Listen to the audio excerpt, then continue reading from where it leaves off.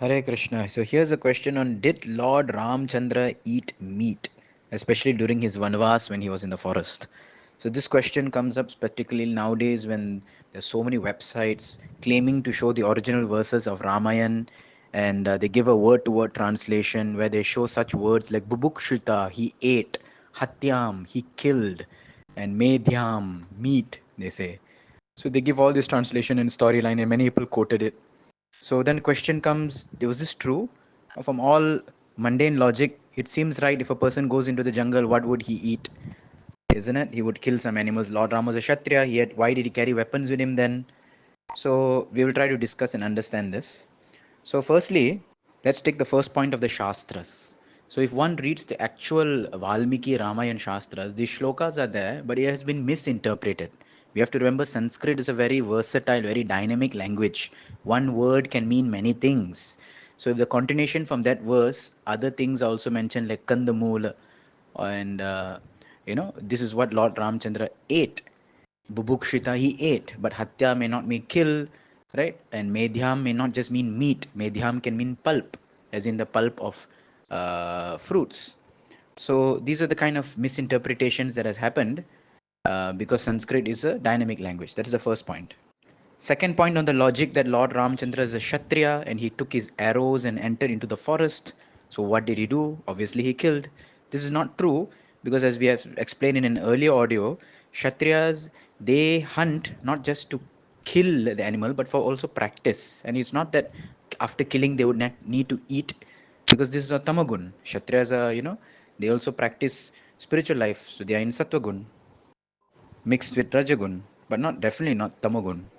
So therefore, just because he's carrying weapons into the forest does not mean that he's there to hunt. It is just there for protection. Third point, let's look at the logic of all this. If Ramchandra goes to the jungle, what he will eat? Animals? Well, Rishi Munis, they are also in the forest. They also go to the jungle to meditate. We don't see Rishi Munis eating meat. They also live on Kandamula, that means roots and fruits. So the idea of Ramchandra going into the forest does not mean that he's there to kill animals, because rishis and sages and saints, they live in the forest also doing meditation. They don't eat meat. So just because going to the forest does not mean meat. So this is a defeat of the that logic. And fourth point, the biggest thing is that if Lord Ramchandra ate meat as people want to believe, right, just to justify their own eating, then why are all the temples and all the cultures and everyone following, everyone knows that a vegetarian diet is important? Now people again say that this is because of Brahmins. They have made it monopoly of vegetarianism. India is not a vegetarian monopoly country anyway. And the second point, even people who eat non-veg, they know on certain times, like during vrit, during fastings, during any events, during any festivals, especially when there's a death in the house or attending the temple, they want to keep vegetarian because they know it's clean. So even a non-veg person knows that this is better. So if Lord Ramchandra himself was a meat eater, then why are all his followers and worshippers, they are non-veg? They are not eating meat. So based on the simple 4 points, we can see that how this is just a blasphemy and trying to mislead people and confuse people.